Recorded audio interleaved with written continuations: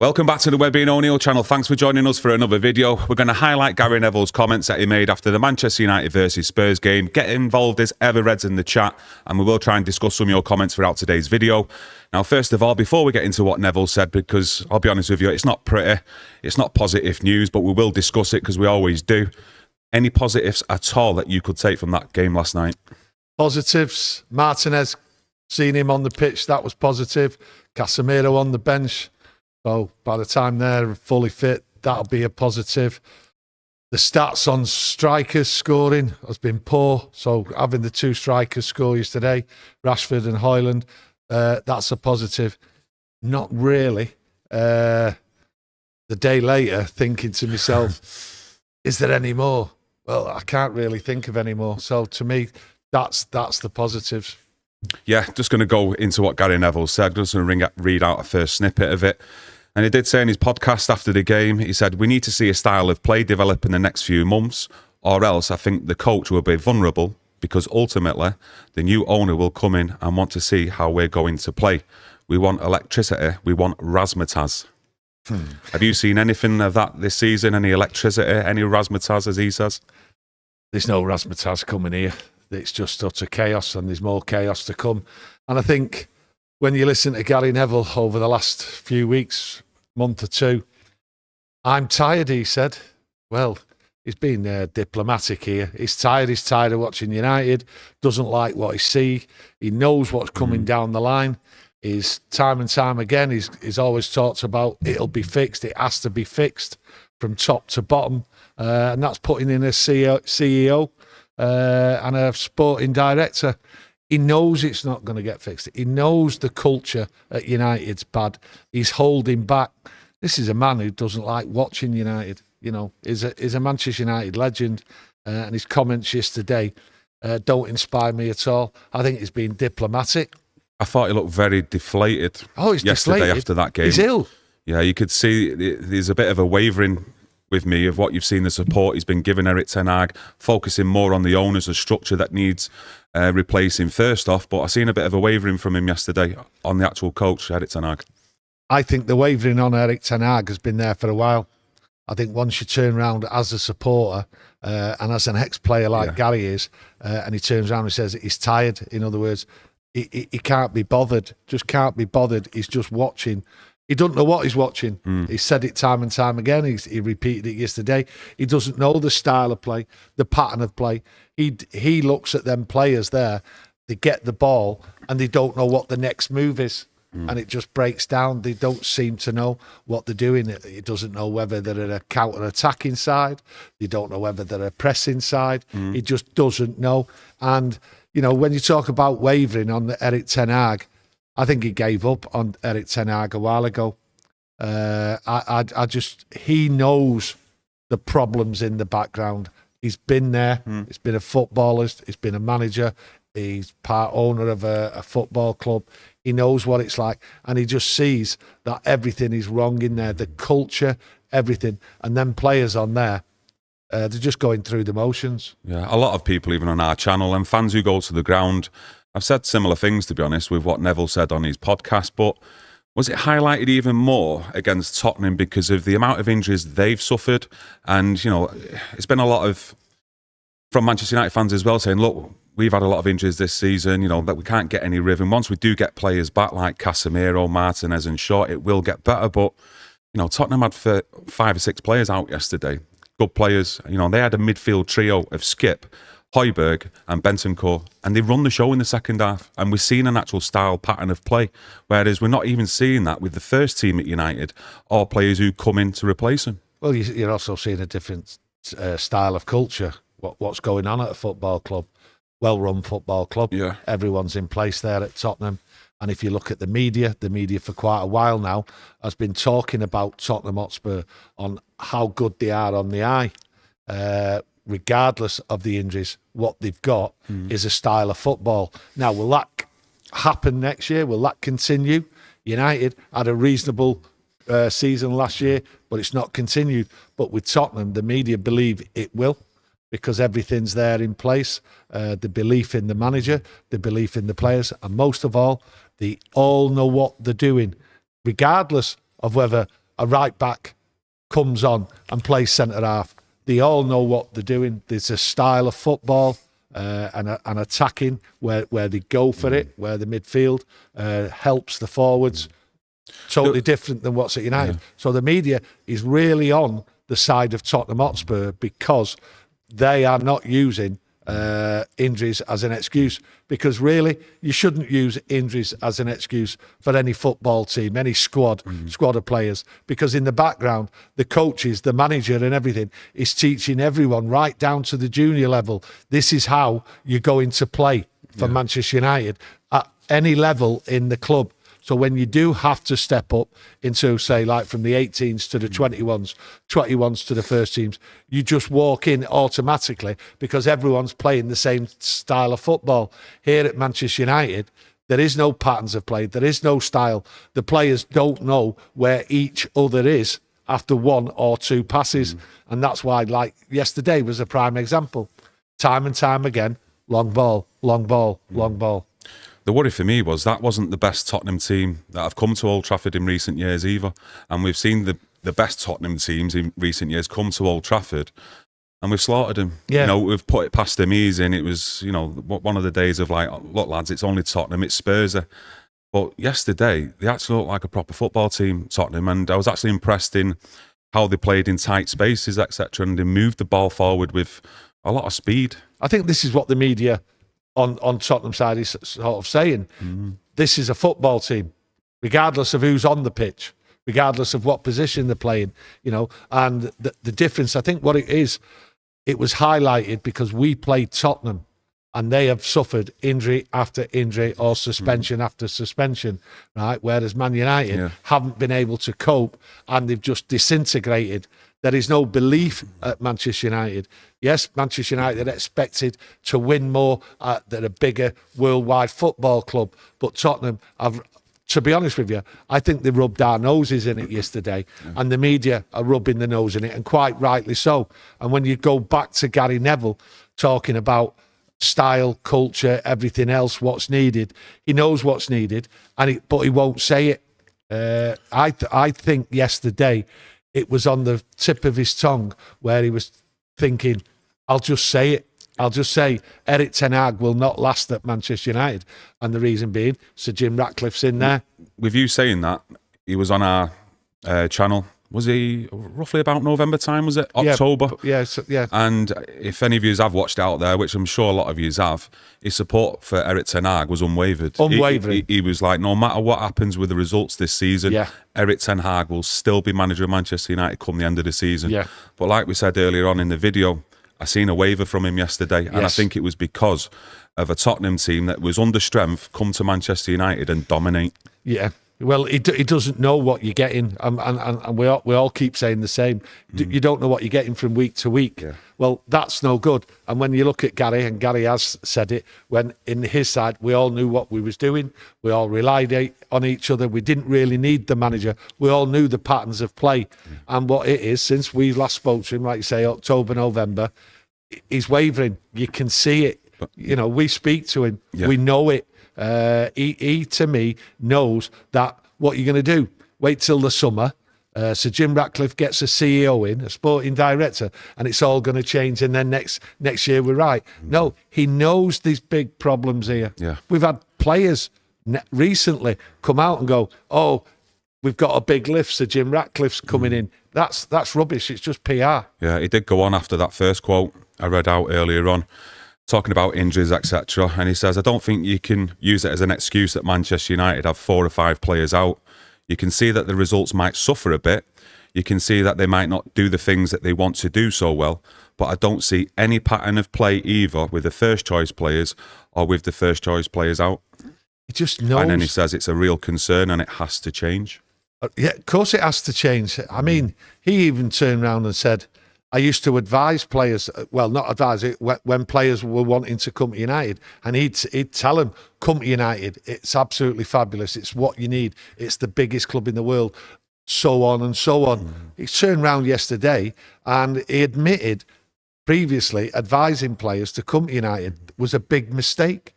Now, how can that be? This is Gary Neville, right? Played for one of the greatest sides in United's history.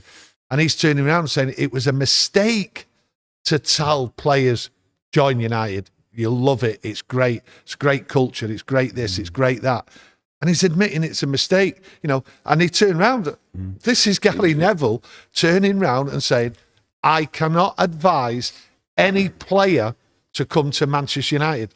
And he's turning around and saying, I think by the end of the season, give Eric Ten Hag, the coaching staff, time. They'll turn it round. So Jim Ratcliffe will turn it round, bringing in a CEO and all that. The culture will change. We'll get a pattern of play and all that. He knows he's talking waffle.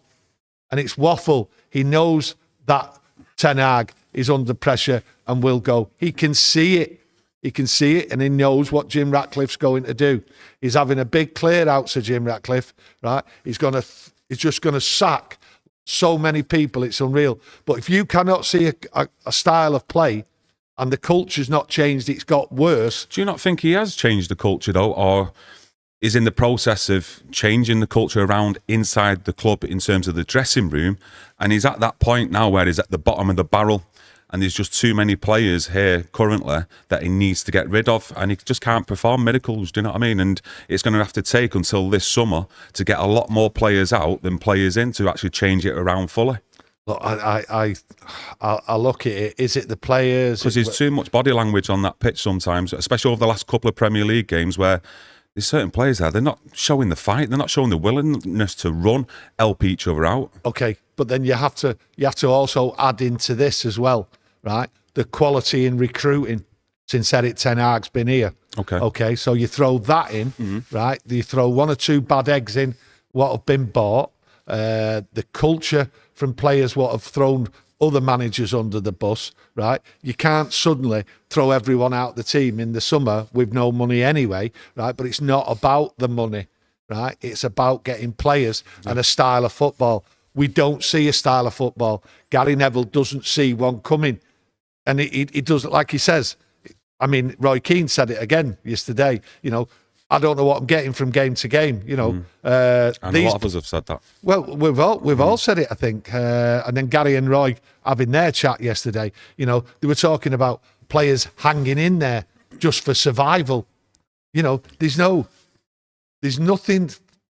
I think the players, and I think the pundits like Roy Keane, Gary Neville, are just looking at it and thinking these players have just hanging in there to survive till the end of the season, and then there's big changes, and a lot of them players know they're not going to be here. They're not good enough, okay? But it's not just them, because Gary Neville's criticising the coaching, right? Once you're criticising the coaching, you're criticising the manager, okay? Because you're playing, it goes on about Ajax and other places and ideas and all that training, what Ten Hag's done. We've gone on about it. We thought it'd do well. We thought it'd do well for all the young uns, right? But there's nothing there.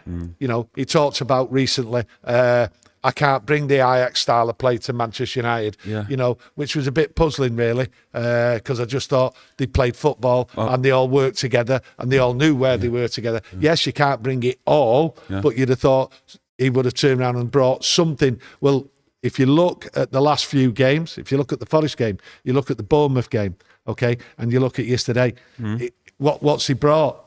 And I think Gary Neville, when you listen to him, when he speaks, he's holding back. He doesn't want to watch United. He's tired. He knows there's a slow death here. But as a supporter, from his point of view, it's a slow death. And from our point of view, it's a slow death. There has to be now an instant reaction. Do I believe that's going to happen? No, I don't, because I think the culture is absolutely terrible at Man United. I think the stark reality of where we are as a football club on the pitch as well hit a lot of fans in the face as well last night inside the ground, because it was quiet. And a lot of fans, I think it dawned on him that this was basically a Tottenham B side that turned up, especially in midfield and in attack yesterday, and they dominated the game. And we had predominantly our first choice 11 on there, barring, let's say, Casemiro, Martinez, Shaw. But that's just 3 players. Yeah, I think yesterday's game highlighted it more in the eyes of supporters than actually more than the 3-0 loss to Bournemouth. Yeah, because of where Tottenham were coming from as a starting 11, who they were where they'd come from. You know, a lot of them weren't first choice players. Some of them were second, third choice players. So I think the stark reality of where Tottenham are with a manager who's only just come in. Yeah. You know, 5 months, 6 months. And he's got everything what United want from a manager. He's got a style of play. He's brought a culture in it. It's a winning mentality, right? But he's not changed from it. He's got his philosophy. This is how you play football, and everyone is walking into it. And that's why it was highlighted so much yesterday. And I think the fans, a lot of them, will be wavering and can't see anything turning round. And the only optimism I can give myself and give people out there is hopefully it will turn round once some of these players come back. Do I believe what I'm saying? I'm hesitant. I'm not fully sure. I'm not on board with what's going on. And I highlighted it yesterday. You talk about the coaches and Eric Ten Hag. I highlighted yesterday 2 games in the row now. I've seen corners being taken with Rashford stood on the line next to the goal, the corner kick taker, which is normally Bruno. And he's just stood there as though it's a plan, as though they're fooling people. And I've seen it, I think it was about... The thing is, over the 2 games, I think it was about 8 times. For what reason? What is that? What type of coaching is that? Yeah, but we're not strong enough in the box anyway. If you look at the players who we have in the team, normally, especially over the last few weeks, you're looking at who's in the box and you're thinking, is any of them really going to go on what a challenge and go and really fight for the ball, get up and get their head to it really, and be physical in the box? I highly doubt it with some of them. I don't see any physicality around the pitch. I think the reason... our best player in the box in the attacking third is Casemiro, trying to get on the end of things. Yeah, he will get up there, but that's a lot of the time when he gets up there is when it's like desperate stakes. Do you know what I mean? It's like we need to get something out of this game. That's how I see Casemiro in the area a lot, or from a free kick. But I just look at it and I say, you talk about physicality. I'm not seeing tackling, and the reason why you're not seeing tackling, right, is because there's a big gap in the middle of the pitch. The back 4 are virtually stood in their own half on the edge of the area, and the attack is that far forward, and then there's a big gap. The midfield is spread out. The back 4. I look at. Yeah, but you looked at that yesterday, and I think they highlighted it on Sky after the game. I think it was in the build-up to their second goal, and they highlighted Kobbie Mainoo in the middle on his own. Yes. And there was a lot of people on the channel last night, digging out Marcus Rashford, digging out Bruno, that they need to leave, they're not good enough, etc. But I didn't see anyone mentioning Christian Eriksen last night, who I thought was Casper the Ghost. He was anonymous. He was nowhere in the game. And he was leaving a young lad like Kobbie Mainoo in the middle of that pitch, trying to get a hold of that midfield. Bruno, you can add in there as well. I don't disagree with a lot of people's comments on Bruno's performance and Rashford's overall performance last night, but I thought Christian Eriksen got a free pass and they were targeted over him. Yeah, Eriksen was non-existent. Didn't get his foot on the ball, the same as Bruno. Didn't get the foot on the ball. That's what's missing, and that's because the gap is too big. Yeah. What's happened is Varane has stopped going forward to the halfway line. They're not moving as far up as they should do. It just seems slow, methodic, like, let's do that, then let's do that. It just, there's no, I didn't see any speed. I didn't see nothing from United yesterday, speed-wise, you know what I mean? We have seen it on occasions, but as Roy Keane says, you don't know what to expect. You know what I mean? You did see that last season, actually, with the centre-backs. It was either Varane or Martinez. They would step into midfield and try and be that extra man and sort of like be the blocker so they don't spring counter-attacks. And, when Harry Maguire's played this season... He's the only one what does it. He's the only one who goes and does it. And, sometimes he does get spun because he's not the quickest at turning, etc. But, we did used to do that. And this season, it's not happening anymore. No, the gap's too big. And we've gone on here... Yous out there have made lots and lots of comments about the midfield not being together. They don't know what to expect. There is no pattern of play from the midfield. And once they're out of it, they're out of it. But what tends to happen, and I noticed yesterday, when Garnacho was crossing the ball, Højlund was the only one in there with like 5-6 Tottenham defenders. Christian Eriksen and Bruno Fernandes were strolling. They weren't even fighting or running to get in the box to help out. Yeah. So this is one of the problems what's going on. They don't seem to know what to do after a certain passage of play. That's been highlighted yesterday by all the pundits and that. And it's just dismal. And I can't see it personally changing. And so what my fear is everything will change. Not my fear, because I know lots of things have to change in the summer. Yeah. But will it all change? I'm not really too sure. So do you think going forward when Casemiro's fit, for me personally, let me know what you think out there, but I think it's got to be a midfield two of Casemiro and Mainu for me. And I think that'd do Mainu good having Casemiro next to him. I don't think it gets highlighted enough as well, how much Casemiro can get forward. But, you know, in that defensive midfield role on his own, if he's isolated...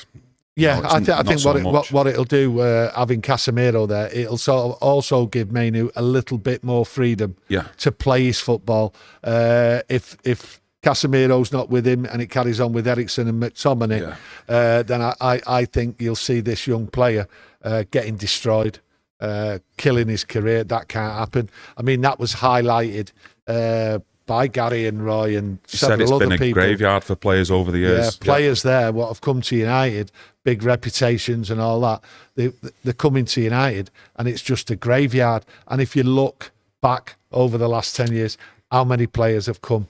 You know, they suddenly arrived here. I remember Sanchez arriving. He turned around, big reputation. First day he got here, he looked round and just went like that. This is one big mistake. Yeah. You know, Ronaldo said it. Yeah. You know, and, you know, like I don't agree with the way he got out of the club, but, you know, he did talk a few facts. Yeah. You know, the culture's gone. The standards. The young uns don't want to do the extra training. You know, they pick up the wages and just do the bare minimum. And that's what's wrong at Old Trafford. And that's through several managers, really. And the people in the background, they've all been weak. Player power has took control at Manchester United because they're on big money and the social media side of it and all that. So we are in a bad place.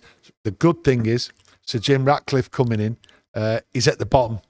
He starts at the bottom. But I fear that I don't think he can turn it around.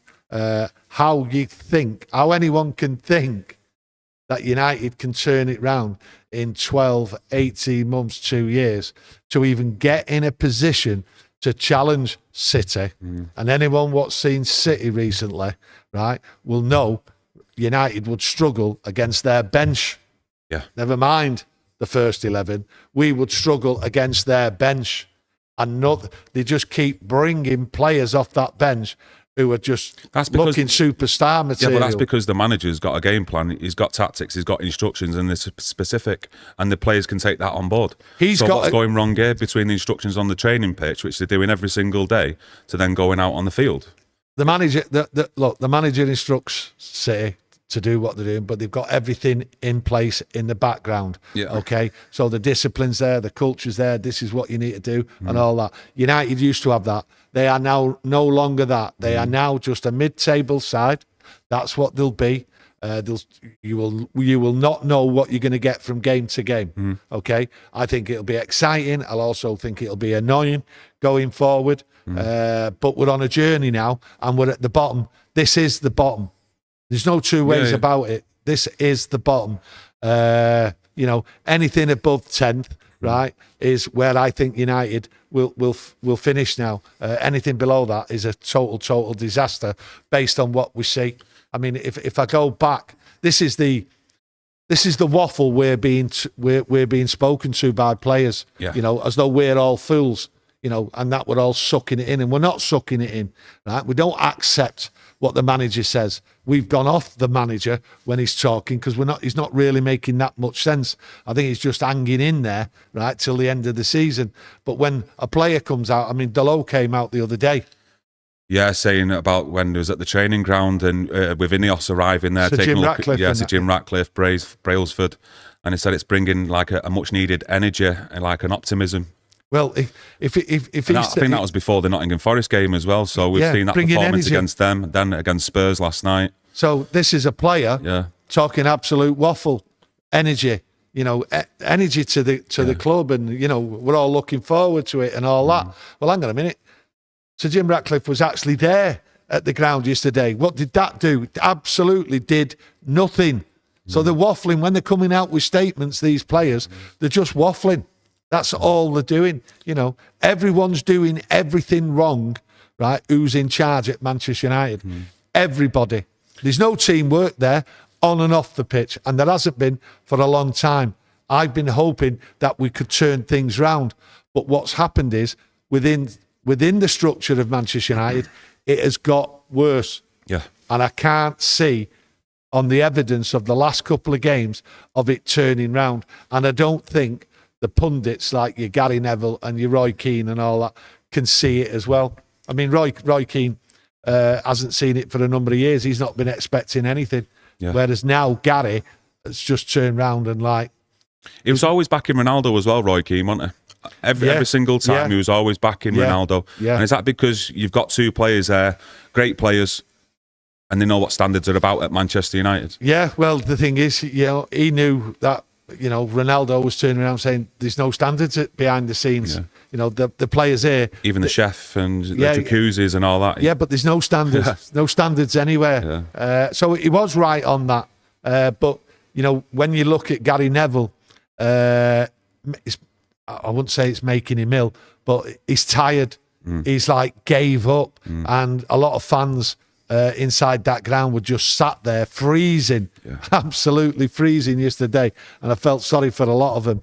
And they could see that there was nothing, there was no fight, there was no pattern of play. And I think there's a wariness growing now amongst the majority of the fan base, and just hoping, and as Gary Neville is doing, he's hoping that things can turn round and get a little bit better, and that things will improve by the summertime. But that hope in me is waning, and it just depends. And I have said, the reality is, I said it the other week, I've said it twice, the reality is the next 4 league games, right, will show you exactly what's going to happen. And one of them is already down, and that game yesterday. And there was your reality yesterday. And now you've got your West Ham, you've got your Wolves away, you've got Aston Villa away, right? So they're the 3 of the 4. Tottenham's just off the list, and reality came home to bite yesterday. No pattern of play, nothing from a team, right? Really, what was a poor side based on their original 11. So I'll even throw Luton in on that as well. No, Luton's, to me, Luton's the 5th game. You've got 4 big games, which was Tottenham. Yeah, no, of course, right? But I'm just going to throw Luton in that because that's in February as well. And Luton are an organised team, and when Man United come up against a team that are organised, I think after the Aston Villa away, if the next three results, and this is what I've said, I go to 4 games, so 1's down, 3 to go. I think if we don't see anything in them 3 games, I don't think Sir Jim Ratcliffe, because by that time it should have been ratified.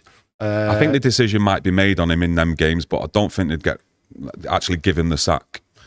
Because it depends what their plans are going forward. If they don't fancy Eric Ten Hag for the future, and they might have someone else in mind, but they might be at a football club at the moment. But it's all about results, and we all know it's all about results, and results can change what someone thinks and what they're going to do for the future. Yeah. Okay, if these results go bad, right, they might just jump in and say, well, there's no point going on. We might as well change it now. Well, Man United are in 7th, 8 points behind Arsenal in 4th. I think Arsenal have played a game less.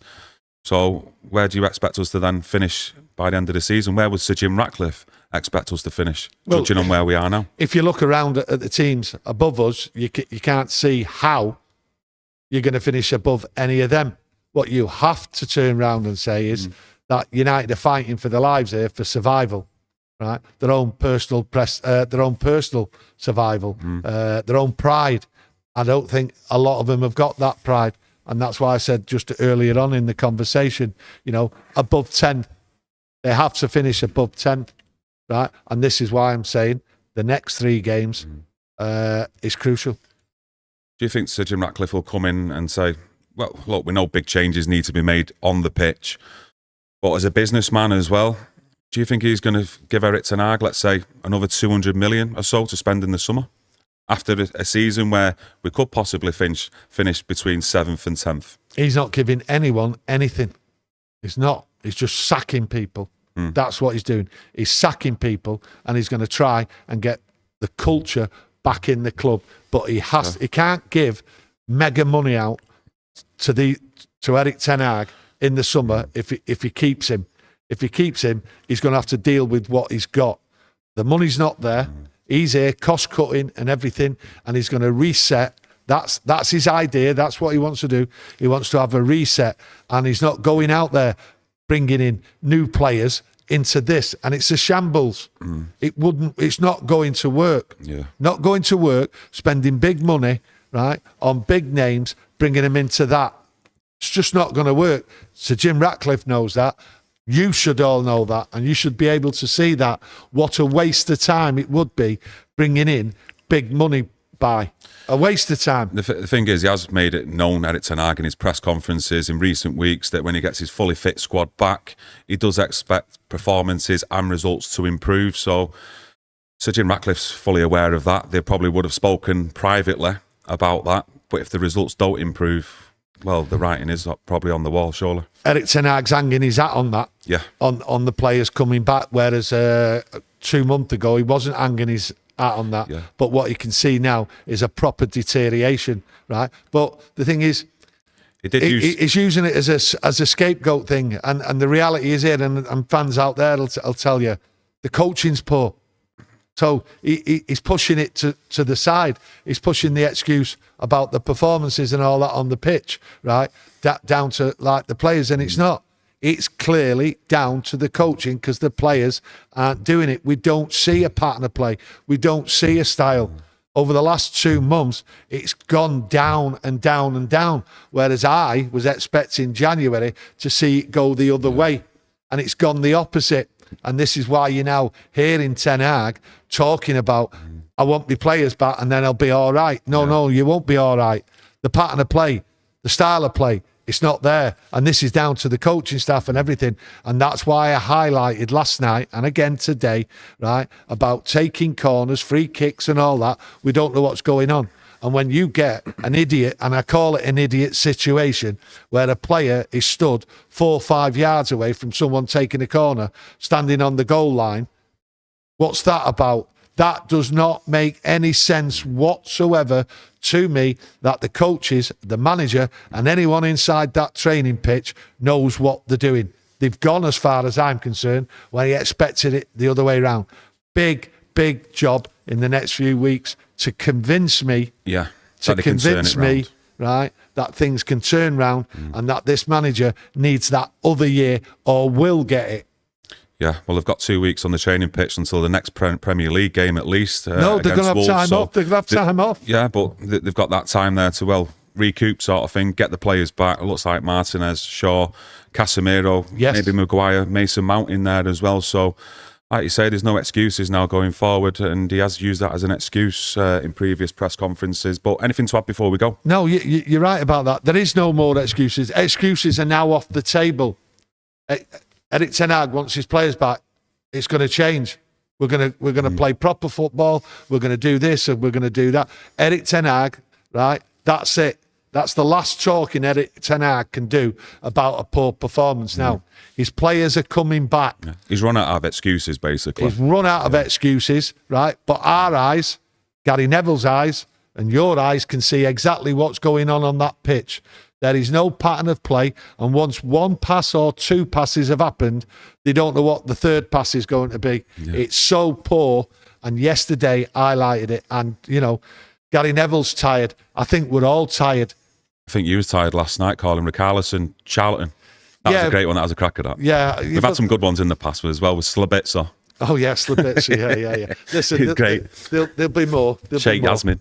I think what it is, when I start talking, you was tired. My mouth dries up and I could spit it out. But hey, no, they weren't great yesterday, Tottenham. They weren't great.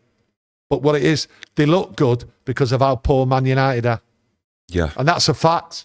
Okay, let us know what you think about that and everything else we've discussed today. I'd just like to thank everyone for getting involved in the comments today. If you've enjoyed it, please press the like. Go on, you was going to say something, the fingers up? Yeah, listen, we know there's a snowstorm and cold weather coming and all that tomorrow, so we might end up doing a video in the snow. Just thought you might Have that in your brain for Will you be on your own? Will I? Yeah. Why? Yeah, I ain't going out there. Just man if up. it's a snowstorm. Not in a snowstorm, but I think There's a snowstorm. There's a storm at every time. If the snow's out there, I think that's where we might end up doing it. Okay, cheers for that. Nice one. So look out for it. Yeah, I'll have the flu now for the rest of the week. But yeah, I'd just like to thank everyone for joining us. Smash a like on the video if you've enjoyed it, and enjoy the rest of your evening. And we'll see you tomorrow in this snowstorm. Yes, thank you very much, and cheer up. I have. I have. Actually, yeah, you have. See you later. Bye. Bye.